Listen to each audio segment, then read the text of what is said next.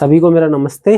और जैसा कि हम भारत के वायसराय पढ़ रहे थे, पीछे हमने नॉर्थ ब्रुक पढ़ा, जो लास्ट वायसराय पढ़ा था पीछे वाले वीडियो में। आज हम आगे बढ़ेंगे और इससे आगे बढ़ते हैं नॉर्थ ब्रुक से। ठीक है, तो पिछले सारे वीडियो देखिए और आगे देखते हैं। देखिए, नॉर्थ ब्रुक के बाद लॉर्ड लिटन वायसराय अपना, ठीक है, 1876 से लेके 1880 तक इसका शासन रहा। अंग्रेजों में भारत के वायसराय के रूप में, अंग्रेजी सत्ता में। ठीक है, भारत के अंदर। और क्या क्या चीजें इसमें पढ़ते हैं वो देखते हैं। देखिए, ये एक उपन्यासकार था। ठीक है, साहित्यकार, उपन्यासकार, निबंध लेखक, और अगर आप बात करें तो साहित्यकार था। इसी कारण देखिए, साहित्य के क्षेत्र से है, तो इसी कारण इसको क्या कहा गया, ओवन मेरेडिथ ओवन मेरेडिथ कहा गया। ओवन मेरेडिथ क्या कहा गया, एक प्रसिद्ध साहित्यकार के रूप में था, उपन्यासकार के रूप में था, जिसे नॉवेल लिखना हो गया, ठीक है, और लिटरेचर हो गया, निबंध लेखक जो होते हैं वो लॉर्ड लिटन था। ठीक है, तो इसीलिए क्या कहा गया, एक उपाधि होती है साहित्य के क्षेत्र में, ओवन मेरेडिथ, तो इसे कहा गया। और इसके समय में अगर मैं बात करूं थोड़ा सा, 1876 से लेके 1878 में बम्बई मद्रास, हैदराबाद, और एक था आपका मध्य भारत, पंजाब में अकाल पड़ा। ठीक है, इसके समय में इन क्षेत्रों में क्या हुआ, अकाल पड़ा। और इसके लिए क्या हुआ, इस अकाल की जांच के लिए एक आयोग बनाया गया, रिचर्ड स्ट्रेची स्ट्रेची की अध्यक्षता में 1878 में क्या कहा गया, क्या बनाया गया जी, एक अकाल अ, अकाल आयोग का गठन किया गया। अकाल आयोग का गठन किया गया। ठीक है, 1876 से लेके 1878 के बीच में मुंबई, मद्रास, हैदराबाद, मध्य भारत और पंजाब के क्षेत्र में क्या हुआ, जो अकाल पड़ा। और 1878 में अकाल आयोग का क्या हुआ, गठन हुआ, रिचर्ड स्ट्रेचरी की अध्यक्षता में हुआ। ठीक है, और इसी के उसमें देखा जाए तो इस क्षेत्रों में अकाल कोष की भी क्या करी, स्थापना। देखिए, अकाल पड़ता कब है, जहां पर आर्थिक परेशानी आ जाए, तो उसके लिए क्या करना होगा आपको, कोष जो फंड होता है, उसके लिए फंड का आपको इकट्ठा करना पड़ेगा। तो इसलिए क्या करा गया जी, एकत्रित करने के लिए, कोष को एकत्रित करने के लिए अकाल कोष का क्या करा, गठन किया गया इन क्षेत्रों में। थोड़ा सा अगर आगे मैं चलूं रिटर्न के अंदर, 1876 में राज उपाधि अधिनियम, राज उपाधि एक्ट, इसे कहेंगे हम रॉयल टाइटल एक्ट। ठीक है, ये पारित हुआ इसके समय में, ये पारित हुआ। ठीक है, रानी विक्टोरिया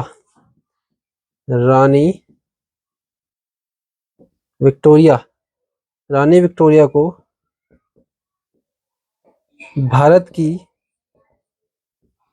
की सामग्री की पदवी दी गई। की पदवी मतलब उपाधि, ठीक है, पदवी से सम्मानित किया गया या पदवी दी गई। ठीक है, इसके बाद अगर आप थोड़ा सा देखेंगे 1877 में, 1 जनवरी 1887 में, 1870 में प्रथम दिल्ली दरबार का आयोजन किया गया। फर्स्ट दिल्ली दरबार का क्या करा गया, आयोजन किया गया। और महारानी विक्टोरिया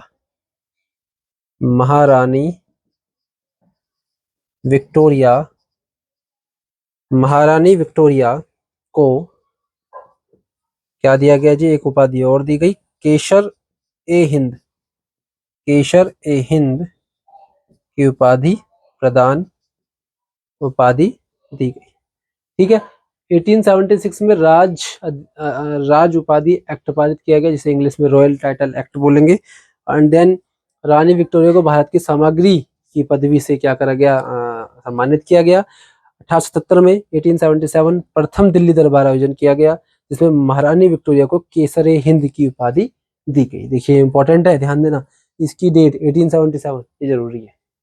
पूछ लेगा कि प्रथम दिल्ली दरबार किसके समय में लगा, लॉर्ड लिट्टन के समय। ठीक है, थोड़ा सा और आगे बढ़ते हैं।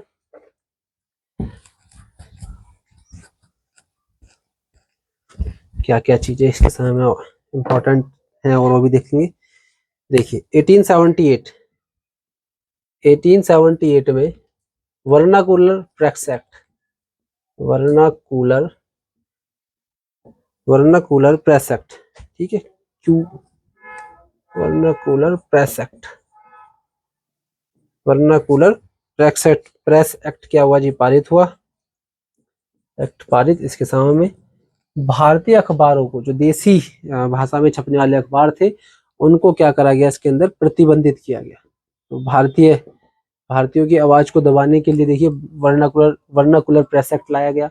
तो पूछ लेता है वर्नाकुलर जो प्रेस एक्ट है वो किस संबंधित है, प्रेस मीडिया समाचार पत्र से। ठीक है। और एक समाचार पत्र था, बहुत प्रमुख समाचार पत्र था, राष्ट्रवादी था वो, राष्ट्रवादी समाचार पत्र था, उसका नाम था सोम प्रकाश को बैन करने के लिए, मुख्य रूप में देखा जाए ऐसे अखबारों को जो राष्ट्रवादी तौर पर आवाज उठा रहे हैं, उनको बैन करने के लिए वर्नाकुलर प्रेस एक्ट लाया गया। ठीक है, इंपॉर्टेंट डेट है 1878 वर्नाकुलर प्रेस एक्ट कब लाया गया और किसके शासन में लाया गया। उसके बाद अगर मैं जरा सी बात करूं 1878 में, ये भी इंपॉर्टेंट पॉइंट है, भारतीय सत्र एक्ट पारित। ठीक है, भारतीय शस्त्र 1878 में पारित हुआ। शस्त्र रखने के लिए, जो हथियार होते हैं, ठीक है, शस्त्र रखने के लिए, शस्त्र के व्यापार करने के लिए, थोड़ा सा इसे हटाएं, शस्त्र रखने एंड शस्त्र का व्यापार करने, शस्त्र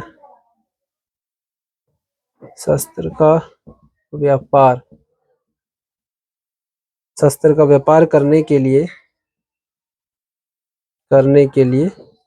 लाइसेंस को अनिवार्य कर दिया।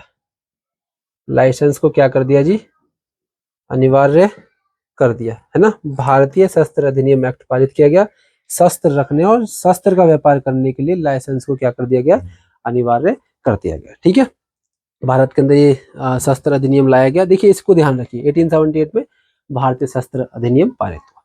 ठीक है, उसके बाद में थोड़ा सा और आगे बात करूं, इसमें एक पॉइंट और इम्पोर्टेंट है लिट्टिन में, और इसके बाद हम आगे नेक्स्ट वाइसराय पढ़ेंगे। 1878 में आईसीएस की परीक्षा, इंडियन सिविल सर्विसेज की परीक्षा, आईसीएस की परीक्षा में जो एज थी, ठीक है, उम्र थी, जो भारत के अंदर एज थी, उसको 21 वर्ष से घटाकर 21 वर्ष से घटाकर क्या कर दिया गया जी, 19 वर्ष कर दिया गया। ठीक है, आईसीएस इंडियन सिविल सर्विसेज की परीक्षा में एज को घटाकर 21 वर्ष से घटाकर 19 कर दिया गया। 1878 और 1780 द्वितीय अफगान युद्ध, आंग्ल अफगान युद्ध, सेकंड आंग्ल अफगान युद्ध हुआ।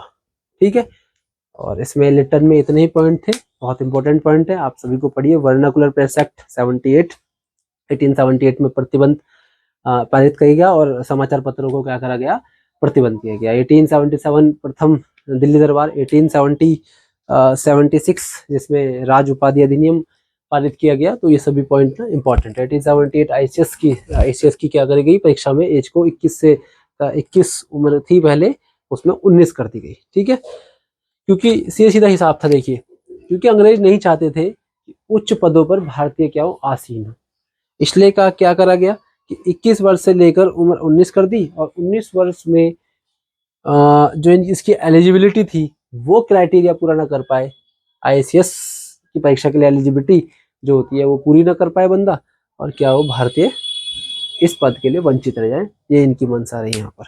ठीक है, आगे देखते हैं। लॉर्ड रिपन,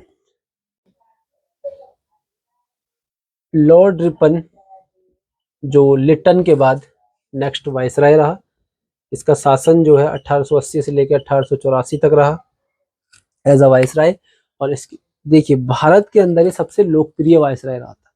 ठीक है, एक इसको उदारक की संज्ञा भी दी गई थी। ठीक है, उदारक की संज्ञा जो फ्लोरेंस नाइटिंगेल ने दी थी रिपन को, भारत के उदारक की क्या दी थी जी, संज्ञा दी थी। मतलब कहा था कि ये भारतीयों के बारे में सोचता है। तो क्या लिखेंगे इसके लिए, लोकप्रिय वायसराय, लोकप्रिय वायसराय।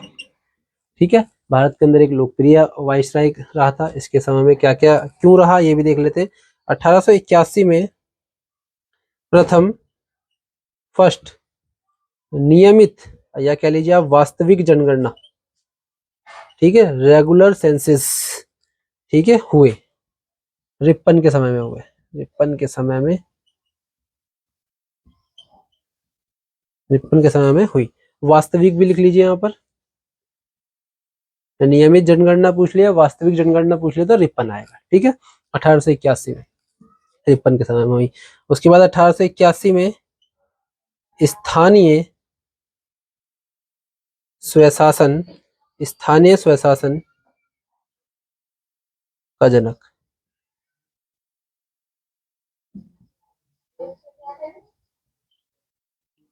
स्थानीय स्वशासन का क्या कहा गया जी, जनक कहा गया इसको। ठीक है, स्थानीय स्वशासन के रूप में इसने कार्य किए थे, नगर पालिका का गठन किया, ये सभी कार्य इसके समय में हुए थे। जब हम कॉन्स्टिट्यूशन के अंदर भाग 9 पढ़ रहे होते हैं तो उसमें हम ये देख रहे होते हैं कि स्थानीय स्वशासन का जनक या स्थानीय स्वशासन भारत के अंदर कब से, रिपन के समय से। ठीक है, रिपन के समय से क्या हुआ था, इसका इसका उद्धार हुआ था। देखिए कर भी रहा है। स्थानीय स्वशासन का मतलब जो आपका गांव क्षेत्र देहात होता है, शहर होता है, उसमें जो छोटी यूनिट होती है, छोटी यूनिट का मतलब एक स्वशासन के रूप में छोटी यूनिट जो होती है उसको हम क्या कहते हैं, स्थानीय स्वशासन, जिसमें क्षेत्रीय लोग भाग लेते हैं और क्या करते हैं, उस क्षेत्र का उद्धार करते हैं या आप कह लीजिए उसके लिए काम करते हैं।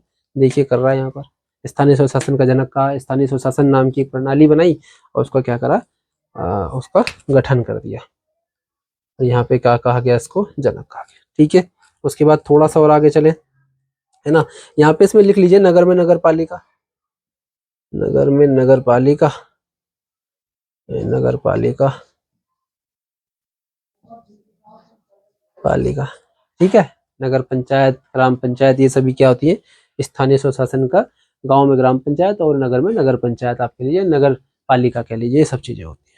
ठीक है, वो जब हम कॉन्स्टिट्यूशन में पढ़ रहे होंगे तो वहां पर आपको पूरा विस्तार से चीजें बताएंगे। ठीक है, तो आगे चलते। 1881 में स्थानीय स्वशासन का क्या हुआ, जनक कहा गया। 1881 में फर्स्ट फैक्ट्री अधिनियम, फर्स्ट फैक्ट्री एक्ट क्या हुआ जी, पारित हो गया। ठीक है, एक्ट पारित हो गया है ना। मैं यहाँ से थोड़ा सा इसको हटा देता हूँ, यहाँ पर मैं ऐड कर रहा हूँ। देखिए नीचे की चीजें मैं यहाँ पर लिख रहा हूँ। ठीक है, फर्स्ट फैक्ट्री अधिनियम क्या हुआ जी, पारित हो गया इसके समय में। अगर मैं थोड़ा सा और आगे बढ़ूं तो 1882 में, जो 1878 में आया था वर्नाकुलर एक्ट, यहाँ क्या करा जी, वर्नाकुलर प्रेस एक्ट को यहाँ पर क्या कर दिया गया जी, समाप्त कर दिया गया। ठीक है, अब खुद देखिए राष्ट्रवादी विचारों के जो अखबार थे, अब उन पर से क्या करा गया, प्रतिबंध हटा दिया गया। इसलिए देखिए प्रथम जनगणना, स्थानीय स्वशासन, फर्स्ट फैक्ट्री अधिनियम और वर्नाकुलर प्रेस एक्ट, सब चीज को क्या दे रहा है, छूट दे रहा है, किसी तरह का बंधन नहीं है। इसलिए रिपन को क्या कहा गया था, या कहा गया था, भारत का उदारक के रूप में क्या दिया गया, उसको संज्ञा दी गई और कहा गया कि ये भारत के अंदर क्या है जी, लोकप्रिय वायसराय है। ठीक है, लोगों के बीच में प्रिय को हम लोकप्रिय कहते हैं। उसके बाद थोड़ा सा और आगे बढ़ूं, प्रेस एक्ट के बाद 1882 में एक कार्य और हुआ, हंटर कमीशन, हंटर कमीशन का गठन, हंटर कमीशन का गठन किया गया। ठीक है, प्राथमिक शिक्षा से संबंधित था ये, इससे संबंधित था, प्राइमरी एजुकेशन संबंधित, प्राथमिक शिक्षा से संबंधित, प्राथमिक शिक्षा से रिलेटेड था ये। ठीक है, सवाल बन जाता है हंटर आयोग का संबंध किससे रहा? ऑप्शन प्राथमिक शिक्षा है ना, माध्यमिक शिक्षा या फिर उच्च शिक्षा, ऐसे आ जाएगा। ये सबसे आप बताएंगे प्राथमिक शिक्षा, या अगर ऑप्शन बदल दे तो पूछ लेगा प्रेस से रहा, शिक्षा से रहा, शस्त्र से रहा, अरे एक ऑप्शन दे देगा कुछ भी, या नॉन दिस दे देगा। तो आप क्या करेंगे, शिक्षा से इसका संबंध रहा ये बताएंगे। ठीक है, तो जब आपके एमसीक्यू क्वेश्चन बनते हैं तो उसमें आपको क्या कर रहा होता है एग्जामिनर, घुमा रहा होता है। प्राथमिक शिक्षा ना बोलकर शिक्षा दे दिया, ठीक है ओनली, और 4 ऑप्शन इस तरह से दे दिए। तो आपको मैनिपुलेट जो एग्जामिनर ऑप्शंस करता है उनको क्या करना है, समझना है। ठीक है, थोड़ा सा मैं आगे चलूंगा इसके अंदर, 1-2 पॉइंट हैं। वर्नाकुलर प्रेस एक्ट क्या करा जी, खत्म कर दिया। 1882 में पंजाब विश्वविद्यालय की स्थापना, पंजाब विश्वविद्यालय की स्थापना करिए जी। ठीक है, देखिए उद्धारक ही तो कहेंगे इसको, शिक्षा के क्षेत्र में कार्य कर रहा है। आप देखेंगे स्थानीय सुशासन के रूप में अच्छा कार्य कर रहा है। ठीक है, फैक्ट्री अधिनियम इसके समय में पारित हो गया है, प्रेस में इसने प्रतिबंध को हटा दिया भारतीयों के लिए। तो ये देखिए सारे के सारे क्या कर रहा है, भारतीयों के हित में सारे फैसले ले रहा है। तो भारत के लोग क्यों ना उसे लोकप्रिय कहें या क्यों ना उसे प्रेम करें। ठीक है, तो इसलिए ये लोकप्रिय कहा गया। 1882 में पंजाब विश्वविद्यालय की क्या करी गई, स्थापना की गई। देन 1883 में इल्बर्ट बिल विवाद हो गया जी, इल्बर्ट बिल विवाद हुआ। इल्बर्ट बिल विवाद हो गया जी। ठीक है, और 1883 में अकाल संहिता की स्थापना, अकाल संहिता। ठीक है, संहिता मतलब होता है कानून, या आप कह लीजिए संहिता की स्थापना। ठीक है, अकाल संहिता की स्थापना। और आपको बताया था नगर में नगर पालिका की स्थापना हो गई है। इस समय राज्य में पुराने शासकों को क्या कहेंगे आप, मैसूर राज्य को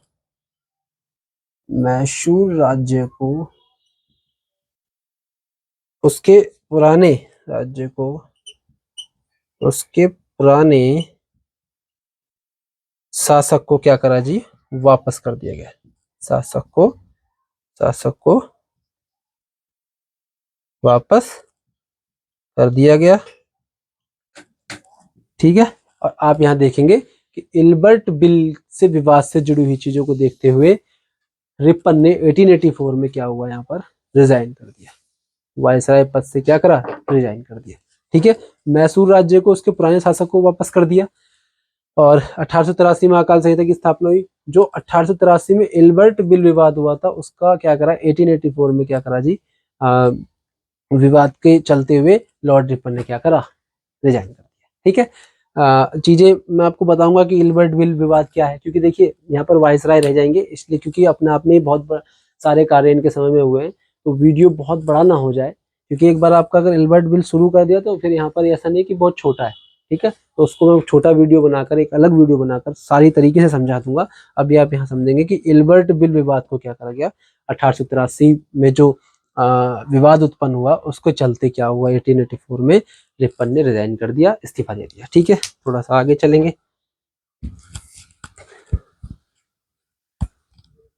कोशिश ये करी जाएगी कि इस वीडियो के बाद जो अगला वीडियो आएगा उसमें आपके वायसराय खत्म कर दिए जाए, क्योंकि बहुत लंबी लंबी वीडियो ठीक नहीं होती है। हालांकि बहुत सारे वायसराय रहे, बाद में आपको मतलब देखिए एक बार आप विस्तार में जब पढ़ लेते हैं ना, और आपके पास पहला स्टेप थोड़ा सा हार्ड होता है, लेकिन आप सेकंड स्टेप थर्ड स्टेप में क्या होता है उस चीज को आसान कर लेते हैं। इसलिए पहले आप विस्तार पूर्वक उस चीज को जान लीजिए, कंटेंट को अपने पास रखिए और देखिए कि सभी बातें क्या होती है, लिंक होती है नहीं होती है, और सभी बातें ऑथेंटिक है या नहीं है, ये सब बातें, क्योंकि ये एग्जाम में पूछी गई है। वर्नाकुलर प्रेस एक्ट देखिए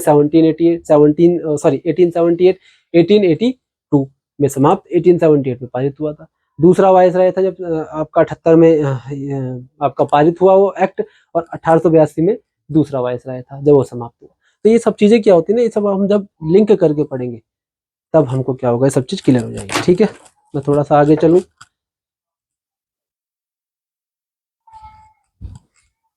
Lord Dufferin, next Lord Dufferin, next viceroy.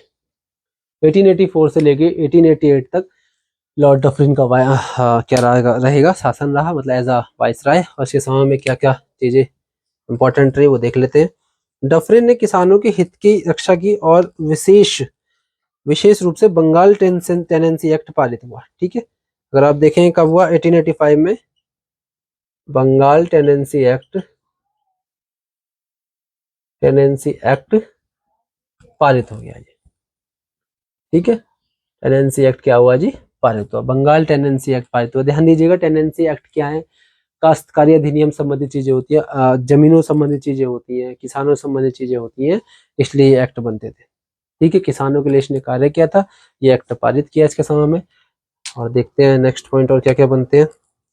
और एक बहुत ही इंपॉर्टेंट डेट जिसको मैंने पूरी तरीके से अधिवेशन जिसके पढ़ा दिए हैं, और वहां पर भी डफरिन का जिक्र आया था, और यहाँ पर भी मैं जब डफरिन पढ़ रहा हूँ तो उस टॉपिक की बात करूंगा, आईएनसी, इंडियन नेशनल कांग्रेस की स्थापना डफरिन के समय में ए.ओ. ह्यूम ने की थी।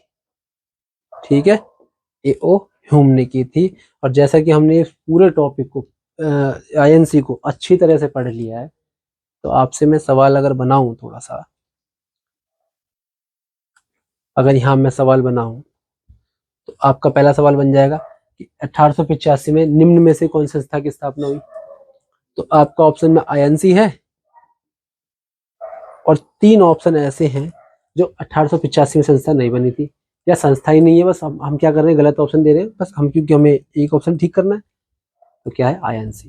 ठीक है, यहीं पे अगर मैंने बोला आईएनसी की स्थापना किस वायसराय के समय में हुई, तो डफरिन के समय में हुई। ठीक है, तो ये सभी सवाल बन जाएंगे। सभी टॉपिक क्या होते हैं ना, आपस में इंटरलिंक है, बस सही समय आएगा जब आपको चीजें पता चलेंगी कौन सी चीजें कहाँ पर इंटरलिंक है। ठीक है, ए.ओ. ह्यूम इसके द्वारा इसका स्थापना हुई। ठीक है, अब देखिए 1885 में लेडी डफरिन फंड स्थापित हुआ। फंड स्थापित भारतीय स्त्रियों की रक्षा के लिए, भारतीय स्त्रियों की रक्षा के लिए क्या हुआ जी, लेडी डफरिन फंड की क्या करी जी, स्थापित किया गया। ठीक है, थोड़ा सा और आगे बढ़ूं, 1885 में थर्ड आंग्ल बर्मा युद्ध, तृतीय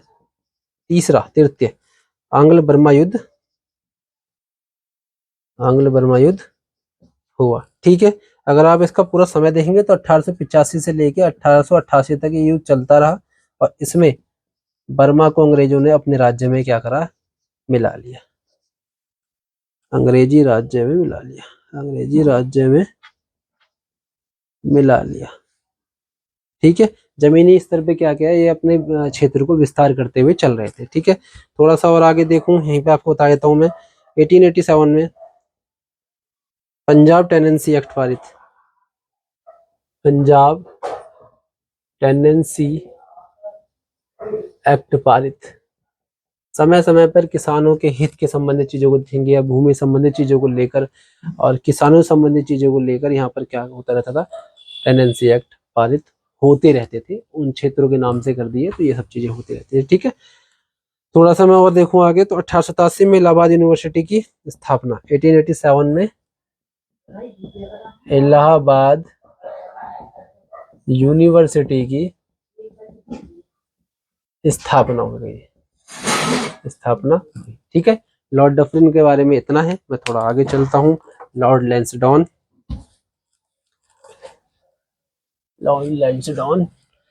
नेक्स्ट वाइसराय, और इसको देखते हैं। लॉर्ड लैंसडाउन।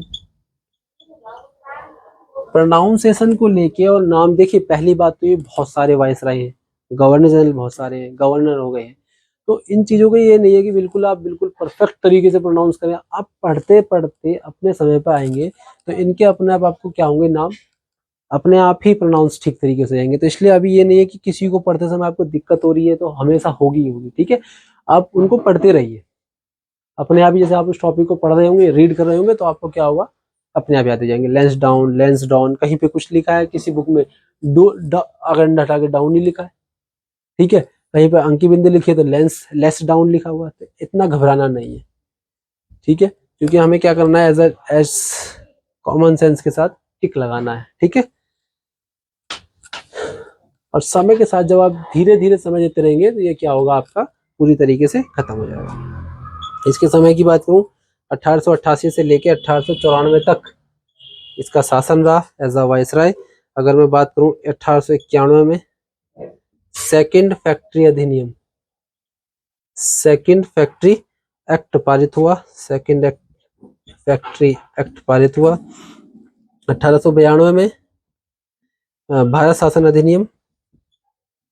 भारत शासन एक्ट पारित, ठीक है।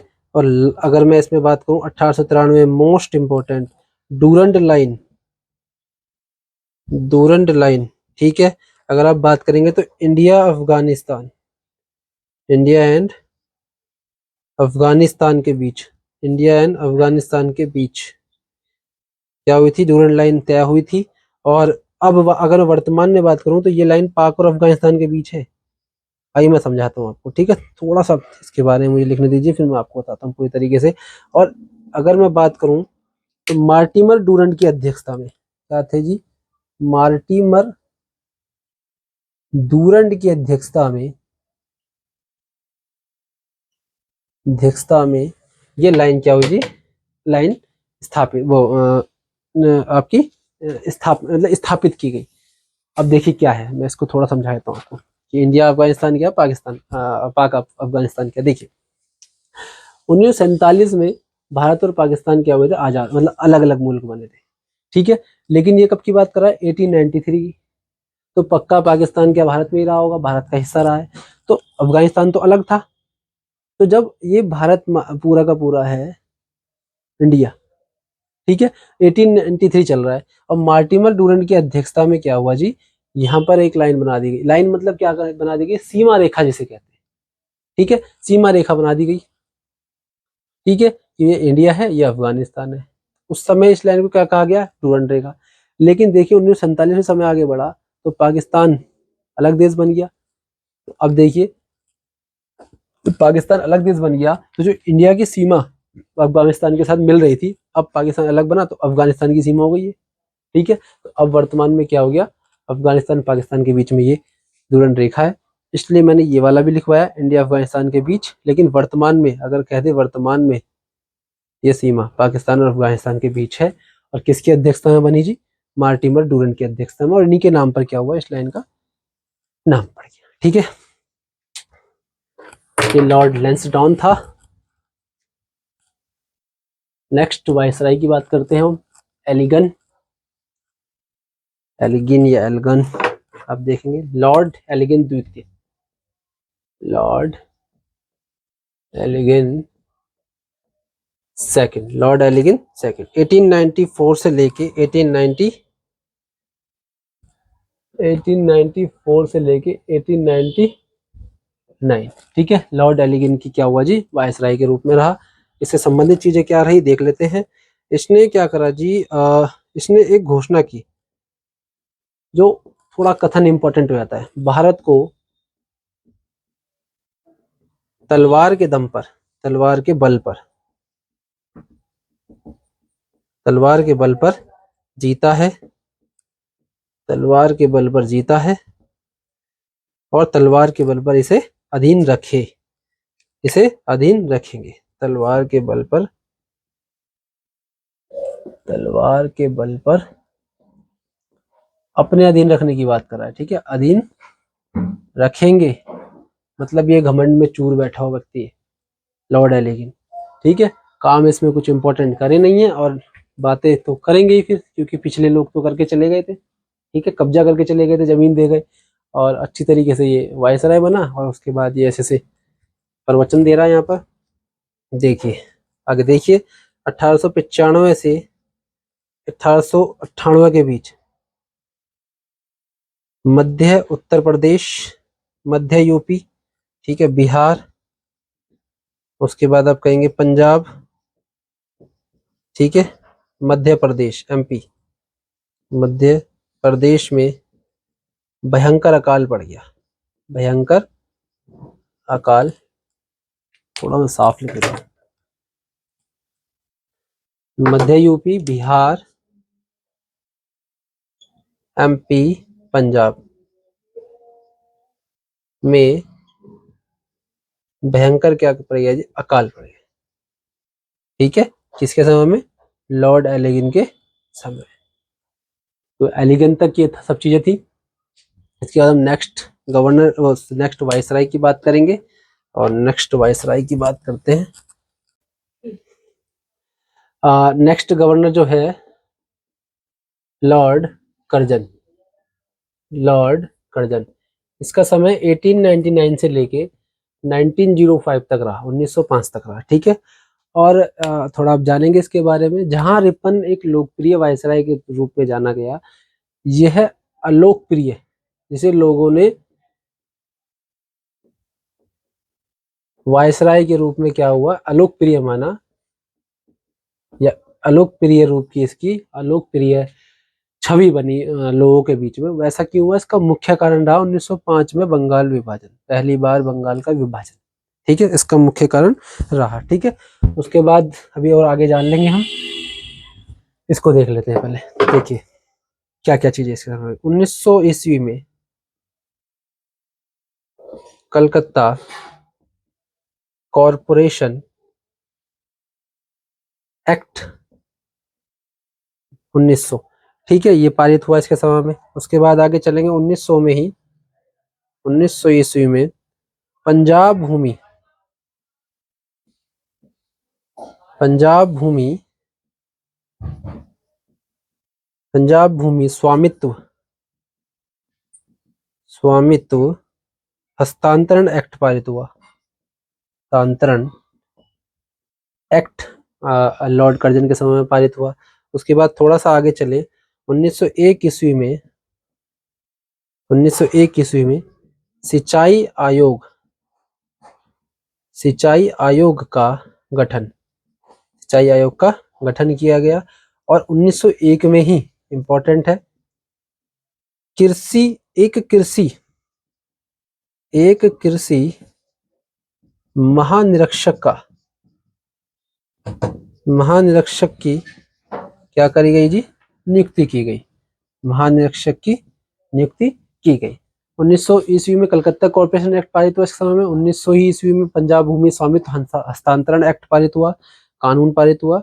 1901 में सिंचाई आयोग का गठन हुआ, और 1901 में इसी के समय में क्या हुआ, एक कृषि महानिरीक्षक की नियुक्ति की गई। ठीक है, इसके अंदर ये 4 चीजें आई। थोड़ा सा और आगे देखते हैं।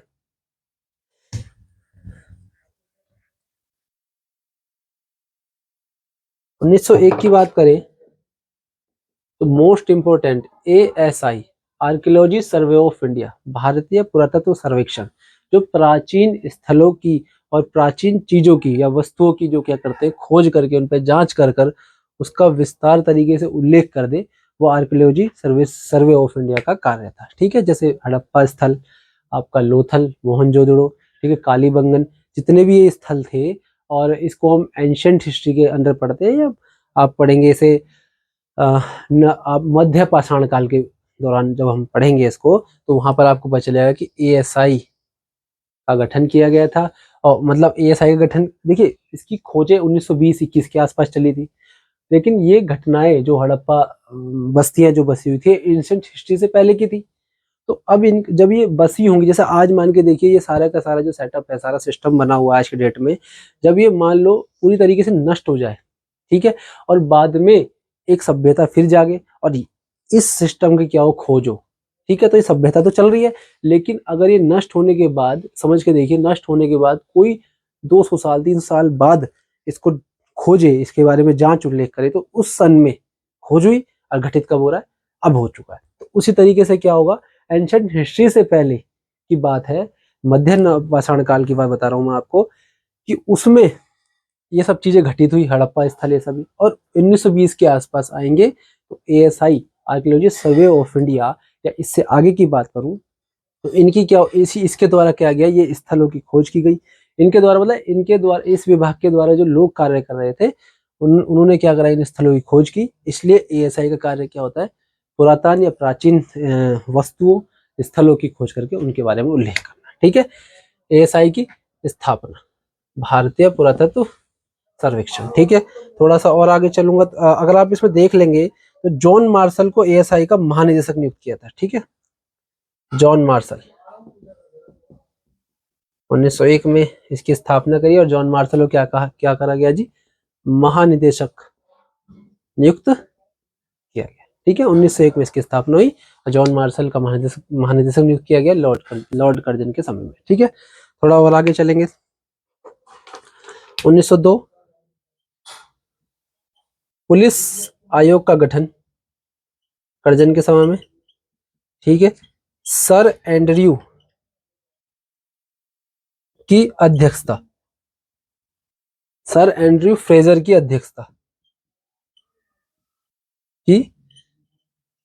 अध्यक्षता में क्या हुआ, लॉर्ड कर्जन के समय में पुलिस आयोग का गठन हुआ।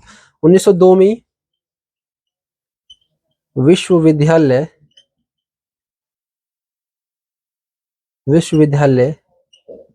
आयोग का क्या करा गया जी, गठन किया गया। और इसी के आधार पे 1904 में भारतीय विश्वविद्यालय विश्वविद्यालय एक्ट क्या हुआ जी, पारित किया गया। कहाँ, 1904 में। कहाँ करा गया जी, 1904 में। इस आयोग के द्वारा या इसके आधार पर 1904 में भारतीय विश्वविद्यालय का एक्ट पारित हुआ। 1902 में विश्वविद्यालय आयोग कमीशन एक संस्थान के रूप में गठन हुआ। ठीक है, और क्या कार्य हुआ इसके समय महत्वपूर्ण, वो देखते हैं। थोड़ा मैं फास्ट चल रहा हूँ जिससे कि आपको चीजें जल्दी कंप्लीट हो और लंबा वीडियो ना बन पाए। ठीक है, उसके बाद अगर मैं देखूँ तो 1903 में एक इसका अलोकप्रिय कार्य, अलोकप्रिय, ठीक है, अलोकप्रिय जो लोगों ने पसंद नहीं किया वो करा। अगर आप देखेंगे 1903 में दिल्ली दरबार का आयोजन किया गया इसके समय में, दिल्ली दरबार का आयोजन। ठीक है, दिल्ली दरबार का क्या करा जी, आयोजन किया गया, और ये इसका क्या था, लोकप्रिय कार्य रहा। 1903 में CID की स्थापना पुलिस विभाग के अंदर, क्राइम इन्वेस्टिगेशन डिपार्टमेंट। ठीक है, CID की स्थापना किसमें, पुलिस विभाग में,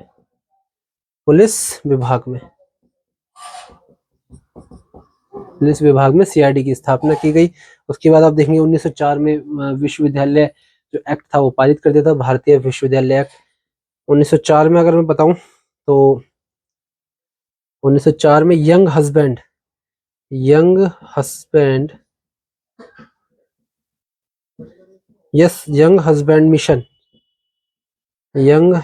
मिशन तिब्बत पर आक्रमण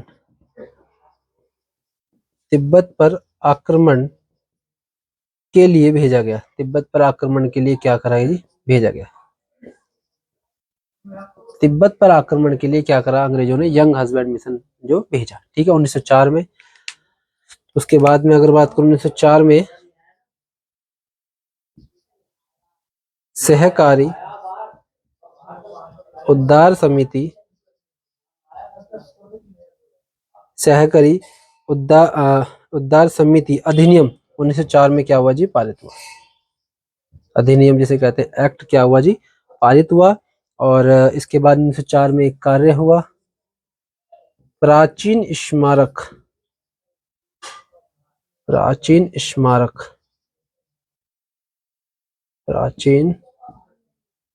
पुराने स्मारक जो हैं, प्राचीन स्मारक संरक्षण अधिनियम, संरक्षण एक्ट 1904 पारित।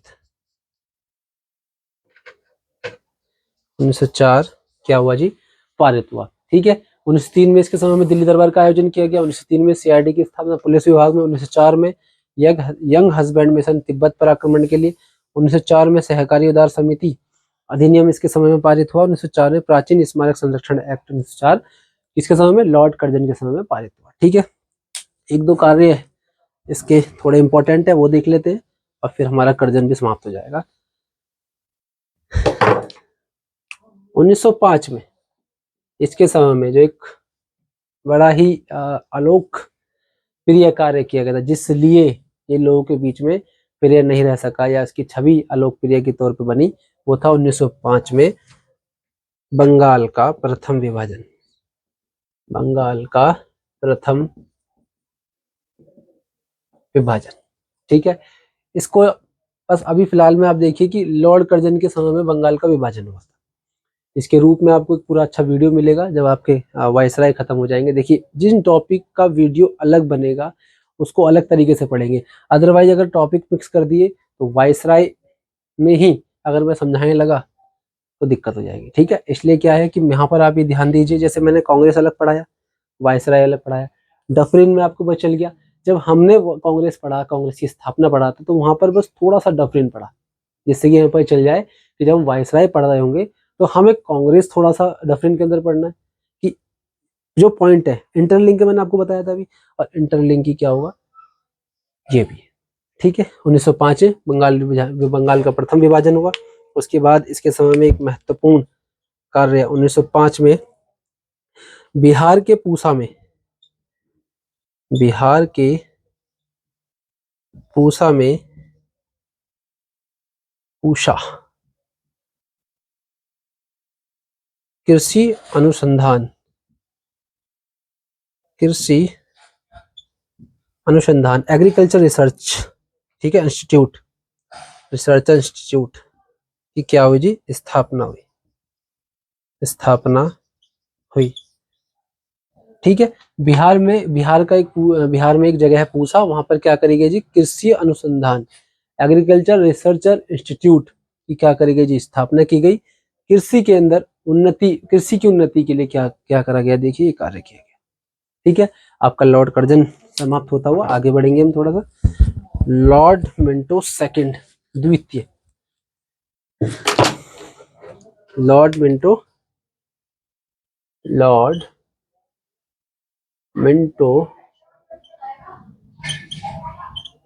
सेकंड 1905 से लेके 1910, 1905 से लेके 1910 तक का इसका शासन रहा। ठीक है, इसमें क्या क्या इंपॉर्टेंट चीजें रही वो देख लेते हैं और समझते हैं।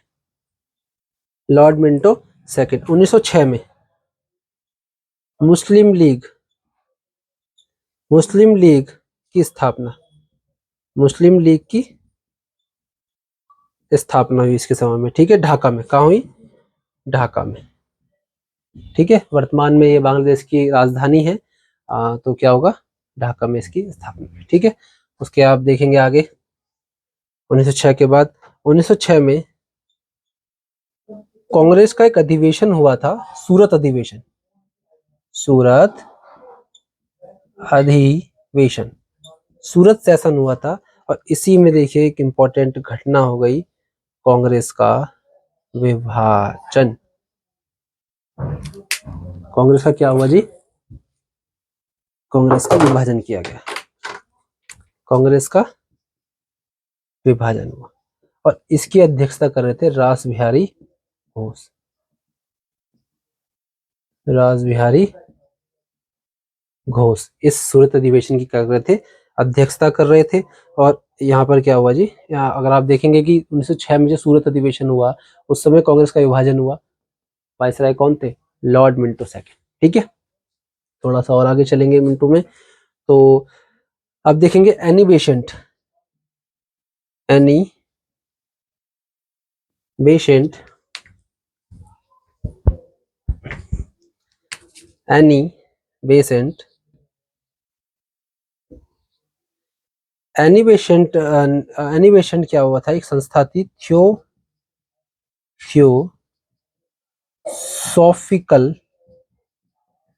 थियोसॉफिकल सोसाइटी की अध्यक्ष बनी, अध्यक्ष बनी। कौन?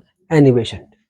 ठीक है, इतिहास के अंदर इनका देखेंगे तो आप होम रूल लीग की स्थापना, 2 होम रूल लीग की संस्थाएं बनी थी, एक बाल गंगाधर तिलक ने बनाई थी और एक बनाई थी एनी बेसेंट ने। ठीक है, तो इसलिए जाना जाता है। और इतिहास में बहुत बार आप कांग्रेस में देखेंगे, वहां पर आपको सुनने में मिलेगी एनी बेसेंट।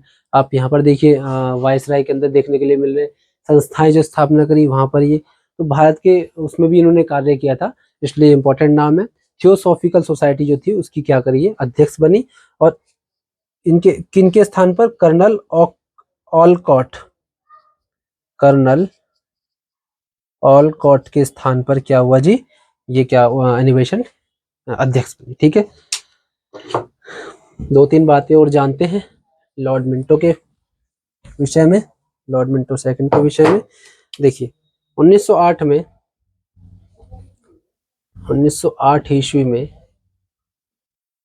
1908 ईस्वी में समाचार पत्र अधिनियम, समाचार पत्र अधिनियम, समाचार पत्र एक्ट, समाचार पत्र एक्ट 1908 क्या हुआ जी, पारित हो गया है। किसके समय में? लॉर्ड मिंटो सेकंड के समय में, 1909। Most important 1909, 1909। और मोस्ट इंपोर्टेंट बात ध्यान दीजिए, भारत शासन अधिनियम 1909 का भारत शासन अधिनियम, भारत शासन अधिनियम, इसका नाम तो भारत शासन अधिनियम 1909, इंपॉर्टेंट है, ध्यान दीजिएगा। इसमें इसका अगर नाम देखेंगे Morley Minto, Morley Minto act, इस एक्ट का नाम ये भी था, मार्ले मिंटो एक्ट। और भारत शासन अधिनियम भी इस एक्ट का नाम था, या कह लीजिए भारत शासन अधिनियम का नाम ही मार्लो मिंटो एक्ट था। तो चाहे इससे पूछ ले, इस नाम से पूछ ले, या इस नाम से पूछ ले, साथ में सन जरूर जोड़ेगा। किसके समय में पारित हुआ? लॉर्ड मिंटो के समय में। ठीक है, एक्ट क्या हुआ जी, पारित हुआ, पारित हुआ। ठीक है, तो आप इस टाइम देखेंगे कि हमने आज लॉर्ड मिंटो तक पढ़ा है, लॉर्ड मिंटो सेकंड तक पढ़ा है। और आज हम यहीं तक रखते हैं। आगे के वायसराय नेक्स्ट वीडियो पूरी तरीके से समाप्त कर दिए जाएंगे, क्योंकि 3-4 वीडियो तो बन भी जाएंगे, क्योंकि मैं बड़े बड़े वीडियो नहीं करना चाह रहा था कि 1 घंटे का 2 घंटे का। उसमें क्या होता है कि आदमी क्या, किसी भी व्यक्ति का क्या कंसिस्टेंसी, आप आधे घंटे के हिसाब से बनाइए। ठीक है, उसके बाद 1 मिनट का 2 मिनट में पावर नैप ले लीजिए, या फिर आप थोड़ा सा उठ के अगेन बैठिए। ठीक है, तो इस तरीके से मैं उसी चीज को ध्यान में रख के वीडियो बना रहा हूँ। और आप देखें, पढ़ें और अच्छी तरीके से क्या करें, अपने पेपर की तैयारी करें। बहुत बहुत थैंक यू। आगे वाले वीडियो में आपके वायसराय खत्म करने की कोशिश की जाएगी। Thank you.